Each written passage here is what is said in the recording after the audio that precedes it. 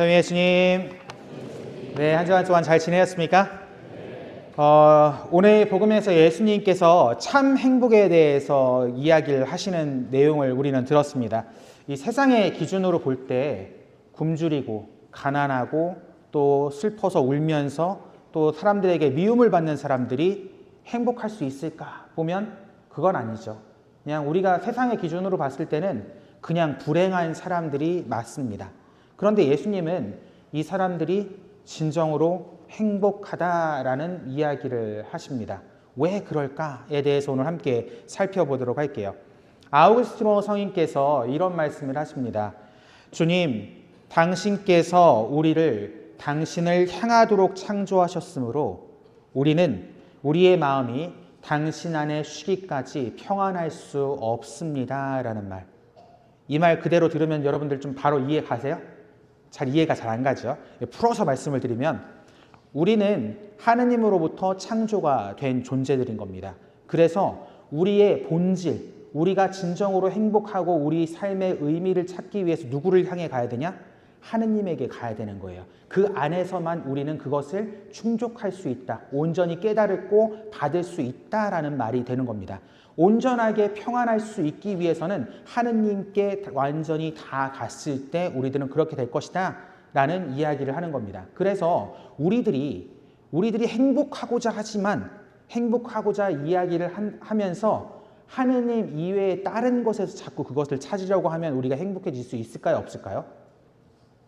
있다고 하면 곤란해요. 대답을 잘 안 하시는 거 보니까 살짝 조금 애매하신 것 같은데, 자, 우리의 근원이신 분께 가야만 우리는 진정으로 행복할 수 있다. 그래서 그런 근원이신 분을, 하느님을 다른 데에서 자꾸 찾으려고 하니까 우리들이 행복하지 못하다라는 것을 알 수가 있는 겁니다. 그러한 말을 아우구스티노 성인께서 하신 거예요.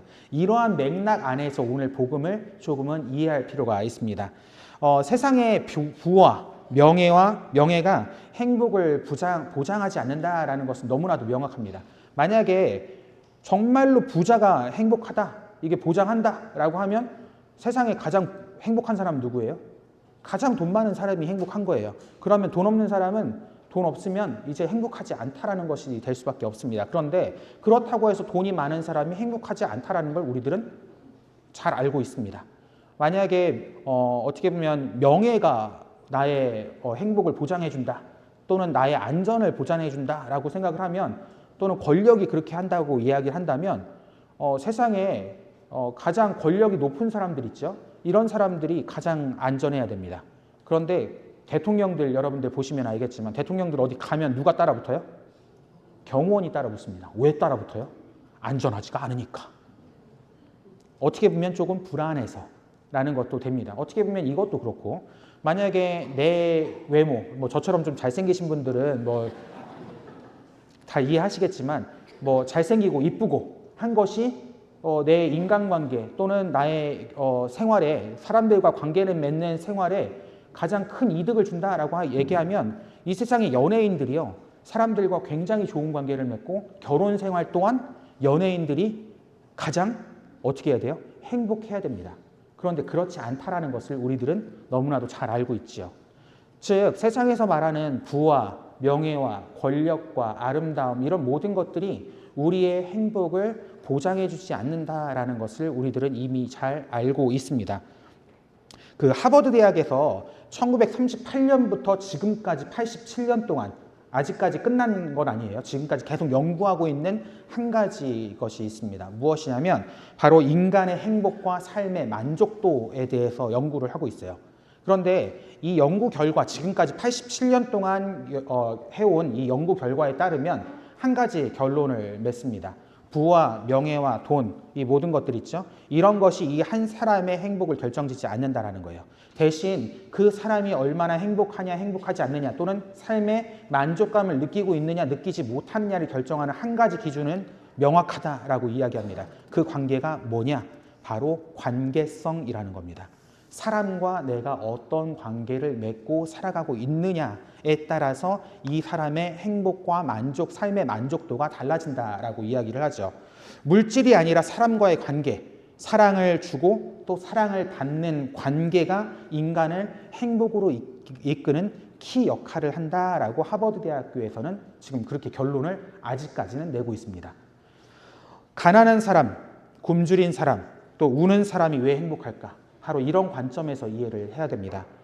그들이 세상에 의지할 수 있는 것은 없어요.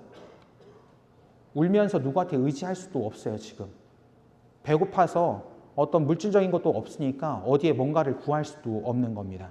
그들이 의지할 곳은 딱 한 군데 있다라는 거예요. 누구? 바로 하느님께 의지할 수 있는 사람인 거예요. 그렇기 때문에 이들은 행복하다라고 이야기합니다. 왜 행복하냐? 바로 그런 사람들이 하느님께 의지할 때 하느님은 그들을 외면하신다 하지 않으신다? 외면하지 않으신다라는 이야기를 하는 겁니다. 그렇기 때문에 그들은 행복하다라고 이야기를 하는 겁니다. 하느님께 위로받을 것이고 하느님께 보상을 받을 것이기 때문에 그렇습니다. 그런데 부자인 사람 또는 묻는 사람, 명예가 높은 사람 또는 권력이 높은 사람들은 불행하다라고 이야기하십니다. 왜냐하면 그들은 지금 가지고 있는 것에 만족하면서 하느님 없이도 행복할 수 있다라고 착각할 수 있기 때문에 그렇습니다. 그렇다고 무조건 모든 부유한 사람들, 웃는 사람, 이런 모든 사람들이 다 불행하다라는 말씀이 아닌 겁니다. 그럴 수 있기 때문에 불행하다라는 것입니다.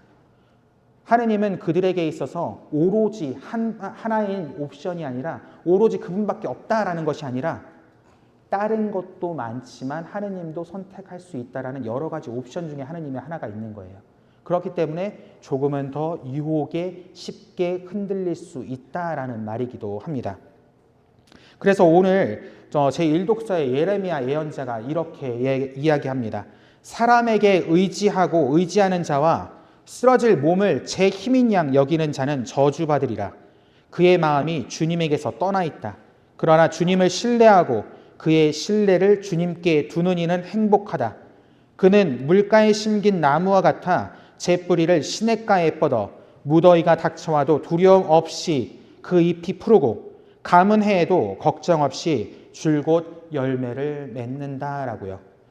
자, 이제 그렇다면 우리가 하느님께 의지하고 하느님께 오로지 희망을 두고 살아가는 사람이 되기 위해서 또 그러한 것들을 통해서 행복한 사람이 되기 위해서 우리들은 무엇을 해야 될까를 고민해야겠죠. 그것을 고민할 때 저는 딱 한 가지만 여러분들이 잘 바라보시면 된다라고 말씀드리고 싶어요. 바로 십자가를 잘 바라보십시오. 왜냐하면 십자가는 하느님께서 얼마나 간절한 마음으로 여러분들 하나하나를 사랑하시는지를 드러내 보여주는 증표입니다. 예수 그리스도께서는 우리 모두가 아니라 바로 여러분들 한 분 한 분 한 분을 위해서 자신의 목숨을 내어 던지십니다.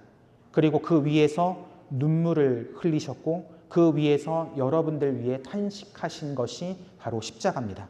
그렇기에 이 십자가를 바라보면서 그분의 사랑을 여러분들이 기억하셨으면 좋겠습니다. 여러분들은 바로 이러한 예수님의 사랑받는 존재라는 것을 기억하면 이제 그 안에서 하느님께 우리의 사랑을 어떻게 되돌려 드려야 될까를 생각하게 될 겁니다. 그러면 사랑받고 사랑을 드리고 하는 관계 안에서 여러분들은 진정한 행복이 무엇인지를 찾게 될 겁니다. 만약 여러분들이 지금 그리스도인으로서 기쁘지 않고 행복하지 않다면 잘 한번 생각해 보십시오. 나의 시선이 어디에 가 있는지, 나는 십자가를 바라보고 있는지, 아니면 세상의 쾌락적인 요소, 물질적인 것, 이런 모든 것들을 바라보고 살아가고 있는지 말이죠. 우리가 시선을 세상의 것에 빼앗길 때 우리들은 기쁠 수 없고 우리들은 행복할 수 없습니다. 그런데 우리가 하느님을 바라보고 있을 때 분명 하느님께서는 여러분들이 지금 겪고 있는 고통과 어려움과 아픔 중에서도 여러분들을 다시 기쁘게 해주실 힘을 주실 것이고 여러분들이 다시 행복할 수 있는 힘 또한 주실 겁니다. 그것을 여러분들이 함께 기억하셨으면 좋겠습니다. 오늘 미사를 봉헌하면서 우리의 마음이 세상의 것에 빼앗기지 않고 오로지 십자가 위에서 당신의 사랑을 우리에게 보여주신 하느님께 우리의 온전한 시선을 돌려드릴 수 있기를, 또 우리의 사랑을 온전히 되돌려 드릴 수 있기를 기도하면서 이 미사 정성껏 봉헌했으면 좋겠습니다.